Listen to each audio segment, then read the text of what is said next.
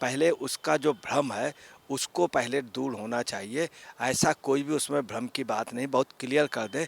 उसमें ऐसा कहीं नहीं है कि जो यहाँ मुस्लिम रह रहे हैं वो मुस्लिम हटा दिए जाएंगे या हटा दे, ऐसा कतई किसी भी तरह का नहीं, ऐसा कोई कानून है, ना ही मोदी की मंशा, ना ही ऐसा हो सकता प्रैक्टिकली का ये है उसमें नियम। नागरिकता संशोधन अधिनियम में 2019 का उद्देश्य सिर्फ ये है कि पाकिस्तान, बांग्लादेश और अफ़गानिस्तान से जो सिख, पारसी, ईसाई और हिंदू प्रवासी नागरिकता जो यहाँ रह रहे आए हैं, वहाँ से मार के भगा दिए गए हैं, वहाँ से लूट करके उनका सबको लूट करके भगा दिया गया, जो यहाँ रह रहे हैं 2014 तक, सब आज भी टाट में रह रहे हैं। उनके यहाँ नालियाँ नहीं है, खाने पीने का नहीं है, कहीं उन्हें रोज़गार नहीं, उनके रजिस्टर में नाम नहीं है, उनके नाम से राशन कार्ड नहीं, कुछ भी नहीं, उनको नागरिकता नहीं है, सिर्फ वो जो हिंदू आए थे। परंतु अगर ये कानून बन जाएगा तो ऑटोमेटिकली सब चीज़ें ठीक हो जाएंगी। आपको एक चीज़ क्लियर कर दूं, 9 दिसंबर 2019 को लोकसभा में ये पारित हुआ था सीए कानून। उसके बाद दिसंबर 2019 में राज्यसभा में पारित हुआ। नमस्कार, स्वागत है आपका। आप देख रहे हैं एसडीवी न्यूज और मैं रानी गुप्ता आपके साथ। सीए यानी कि नागरिकता संशोधन कानून को लेकर के इस वक्त बड़ी अपडेट सामने आ रही है। कहा यह जा रहा है कि 30 मार्च 2024 से पहले सीए का मसौदा पूरी तरीके से तैयार हो जाएगा और इसे लोकसभा चुनाव से पहले लागू भी किया जा सकता है मोदी सरकार के द्वारा। अगर ऐसा होता है तो ये मोदी सरकार का एक बड़ा मास्टर स्ट्रोक साबित होगा। कई दफा केंद्रीय गृह मंत्री अमित शाह जो है इस मामले को लेकर के चुनावी सभा हो या रैलियां हो, इस बात को लेकर के चर्चा कर चुके हैं, लेकिन इस बार बीजेपी के ही कद्दावर नेता अजय मिश्र टेनी ने इस बात को लेकर के कई सारे बयान दिए हैं और उनका कहना है कि साल 2024 से पहले इसका मसौदा तैयार हो जाएगा और इस कानून को लागू कर दिया जाएगा। ऐसे में इस पूरे मामले को लेकर के विस्तार से चर्चा करने जा रहे हैं। हमारे साथ इस वक्त मौजूद है वरिष्ठ पत्रकार अजय जी। सर, स्वागत है आपका। जिस तरीके से कहा यह जा रहा है कि 30 मार्च 2024 से पहले सीए जो है वो लागू हो जाएगा, तो इसे आप किस तरीके से प्रधानमंत्री मोदी या फिर गृह मंत्री अमित शाह के मास्टर स्ट्रोक के रूप में देखते हैं? मैम, आपको क्लियर कर दें कि मोदी जी की खासियत रही अमित शाह की, जो भी वादे हुए, चाहे गुजरात में हुए चाहे केंद्र में हुए, उन्होंने पूरे किए। इस साल की भी 5 साल की सरकार में उन्होंने जो वादे किए थे बहुत टफ थे। 370 संभव ही नहीं था किया, राम मंदिर संभव ही नहीं था किया, ये भी ये निश्चित तौर पे 30 मार्च तक ये कर देंगे, बहुत साफ हुआ है। और आपको बता दें, जो भी इन लोगों के निर्णय हो जाएंगे, जो भी वादा करेंगे, उसको दृढ़ निश्चय करके दिखाएंगे। दूसरा, ये कानून भी ला रहे हैं, लोकसभा और राज्यसभा की जो समितियां हैं वो बाकायदे उनका टाइम दे दिया गया, उस टाइम के अंदर वो प्रेजेंट कर देंगी और ये 30 मार्च तक फॉलो हो जाएगा। इसके अलावा ये ऑर्डिनेंस भी ला रहे हैं, पूरा कानून बन जाएगा, फिर कोई भी कुछ कर नहीं पाएगा। अब आपको बता रहे, सुप्रीम कोर्ट में काफ़ी एप्लीकेशनें दी गई हैं, लगभग 220 के लगभग एप्लीकेशनें इसके विरोध में दी गई। मंत्री जी ने स्पष्ट कह दिया कि हम उसका भी मुकाबला करेंगे सुप्रीम कोर्ट में, उसके लिए हम पैरवी करेंगे और हम केस लड़ेंगे, मगर केस से या सुप्रीम कोर्ट में तो रहेगा, ऑनरेबल सुप्रीम कोर्ट का अपना एक ऑनर है। परंतु अगर ये कानून बन जाएगा तो ऑटोमेटिकली सब चीज़ें ठीक हो जाएंगी। आपको एक चीज़ क्लियर कर दूं, 9 दिसंबर 2019 को लोकसभा में ये पारित हुआ था सीए कानून। उसके बाद दिसंबर 2019 में राज्यसभा में पारित हुआ। 12 दिसंबर को ये अधिनियम बन गया और मतलब आप देखिए 4 रोज के अंदर 9 दिसंबर को लोकसभा में पारित हुआ, 11 दिसंबर को राज्यसभा में हुआ, 12 दिसंबर को अधिनियम हो गया, 10 जनवरी को इम्प्लीमेंटेशन में लागू हो गया। इनका मतलब बहुत ही साफ ये था कि इन्होंने सोच लिया था करना है और करके इतने कम टाइम पे एक दिन के अंतर पे ये लोकसभा राज्यसभा उस पर और बाद में इम्प्लीमेंटेशन में आ गया। लोकसभा में 9 जुलाई 2024 से पहले लोकसभा में 9 जनवरी 2024 से पहले उनको अपनी समिति की रिपोर्ट देनी है इसमें लोकसभा की सम्मति, फिर राज्यसभा की सम्मति को 3 मार्च 2024 तक, 31 मार्च को ये सब पूरा फॉलो हो जाएगा। अब जब लोकसभा राज्यसभा सम्मति दे चुके होंगे, कानून बन जाएगा अपने आप, इस पे फिर कोई बाधा हुआ ये। लेकिन बार बार देखने को मिल रहा है कि विपक्ष जो है वो इस मामले में ये कह रहा है कि सीए लागू करना देश में ठीक नहीं रहेगा। ये काफी ज्यादा लोगों के लिए नाइंसाफी वाली बात होगी, इस पे क्या कहेंगे? देखिए, हम आपको क्लियर कर दें, सीए लागू करना ठीक नहीं होगा।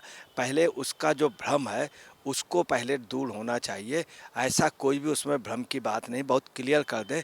उसमें ऐसा कहीं नहीं है कि जो यहाँ मुस्लिम रह रहे हैं वो मुस्लिम हटा दिए जाएंगे या हटा दे, ऐसा कतई किसी भी तरह का नहीं, ऐसा कोई कानून है, ना ही मोदी की मंशा, ना ही ऐसा हो सकता प्रैक्टिकली का ये है उसमें नियम।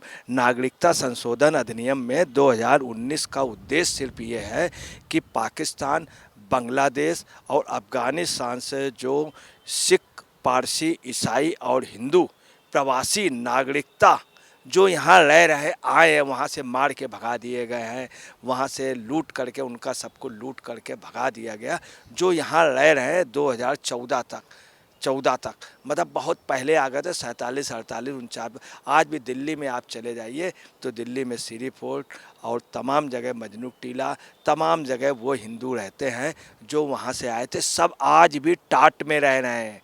उनके यहाँ नालियाँ नहीं है, खाने पीने का नहीं है, कहीं उन्हें रोज़गार नहीं, उनके रजिस्टर में नाम नहीं है, उनके नाम से राशन कार्ड नहीं, कुछ भी नहीं, उनको नागरिकता नहीं है, सिर्फ वो जो हिंदू आए थे।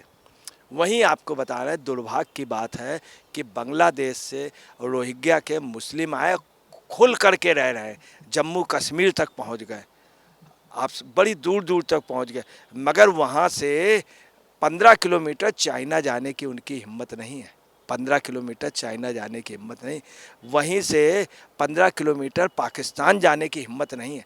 आज वो पूरे बॉर्डर पर हो गए, खुलेआम रह रहे हैं। दूसरी बात, वो सुप्रीम कोर्ट में लड़ रहे हैं, हर जगह लड़ रहे हैं। कोई बात होती है तो कहते हैं कि भारत जो है किसी को हटा तो नहीं सकता, भारत ने सभी का क्या, भारत ने सभी को सम्मान दिया और खुलेआम रह रहे हैं, उनकी पैरवी कर रहे हैं। इससे बड़ी क्या होगी? फ़खरुद्दीन अली अहमद इन सब के प्रवक्ता थे, उनको इंदिरा जी ने राष्ट्रपति सिर्फ इसलिए बनाया था और उसके पहले असम में बनाया था ताकि उनके बांग्लादेश के वोट मिल सके।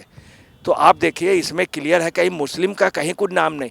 सवाल इस बात का, जो लोग वहाँ से आए हैं, अभी आपने देखा होगा अफ़गानिस्तान में सिखों की क्या पोजीशन थी, किस तरह से बेचारे सब कुछ अपनी प्रॉपर्टियाँ सब छोड़ करके यहाँ पर आए, पर उनको नागरिकता नहीं मिली। तमाम लोग ऐसे आए जो बीच बीच में आते रहे, जिनको मार के भगाया गया। इनको नागरिकता देने पे किसी को क्या परेशानी? जो हिंदुस्तान का है हिंदुस्तान का ही, और उनको नागरिकता देने में इंडियाई गठबंधन के मोस्टली लोगों को परेशानी थी। देश का बहुत दुर्भाग्य, मैं आपको क्लियर कर दूं, इसके पहले फ्रांस का यही हुआ। इजराइल का क्या हुआ? इजराइल का जब गठन हुआ तो जिस भी कंट्री में इजराइल के थे उनको पहले नागरिकता दी गई, उनको पहले नागरिकता दी गई। अमेरिका में हुआ कि अमेरिका के युद्ध के समय जब जापान वाला हुआ, जिन जिन कंट्रियों में, तो उनको नागरिकता दी गई। जापान के कई द्वीप थे, बाद में जब जापान का गठन हुआ ठीक से, तो जापान के उसमें दी गई।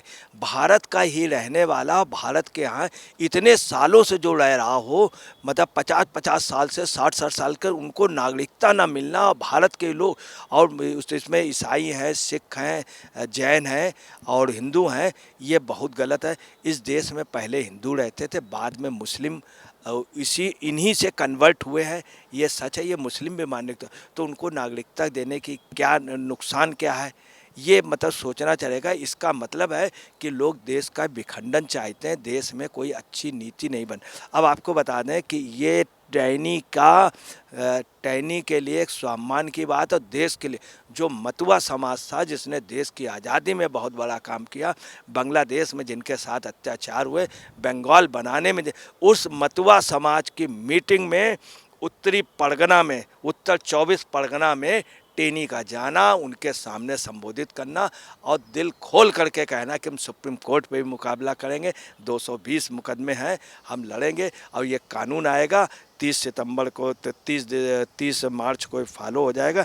बहुत बड़ी बात है कि टैनी जैसे लोगों ने, और ये क्लियर हो गया कि मोदी के इरादे, जो लोग ये सोच रहे थे कि ये नहीं आ पाएगा, मोदी डर गए या देश डर गया, इस देश में कभी संभव नहीं है कि जो पाकिस्तान बांग्लादेश से हिंदू मार के भगा दिए गए। और देखिए उनकी पॉपुलेशन बहुत ज़्यादा थी वहाँ पे, आप सुनिए 40% बांग्लादेश में था कई जगह, वो सब आप समझ लीजिए कि मार दिए गए। आपको बता रहे हैं, एक मंडल साहब थे अम्बेडकर जी के साथ, अम्बेडकर जी ने उस समय कहा था कि भारत में ही रहो, अम्बेडकर जी ने पैरवी की थी, मगर इन लोगों ने माना नहीं, नेहरू जी ने माना नहीं, इसी बात पे मतभेद हुआ। नेहरू जी ने माना नहीं, अम्बेडकर जी थे, अम्बेडकर जी ने बाद में मंडल जी को बुलवाया। मंडल जी जो वहाँ के परस्त बने थे, उनके आपसे पूरी फैमिली से इतना अत्याचार हुआ था, और इसकी पैरवी उस समय अम्बेडकर जी ने की थी। अब उसको मोदी लागू करेंगे। फिलहाल सीए यानी कि नागरिकता संशोधन कानून को लेकर के अजय पत्रकार जी का ये कहना है कि जब से यानी कि 2014 से मोदी सरकार सत्ता में आई है, तब से उन्होंने जो भी वादे किए हैं वो पूरे किए हैं। फिर चाहे वो मसला राम मंदिर का हो, जो कि पूरी तरीके से आज हल हो चुका है, और भव्य तरीके से मंदिर का जो कार्य है अयोध्या में वो चल रहा है। इसी के साथ ही बात अगर हम धारा 370 की करें तो उसे भी जम्मू कश्मीर से हटा दिया गया, और आज जम्मू कश्मीर में जो शांति बहाली की स्थिति है वो उससे पहले कभी देखने को नहीं मिली। और अब बात अगर हम नागरिकता संशोधन कानून की करें तो वो भी जल्द यानी कि 30 मार्च 2024 से पहले जरूर लागू हो जाएगा। फिलहाल इस पूरे मामले को लेकर के आपकी जो भी राय हो हमारे कमेंट सेक्शन में जरूर बताएं। धन्यवाद।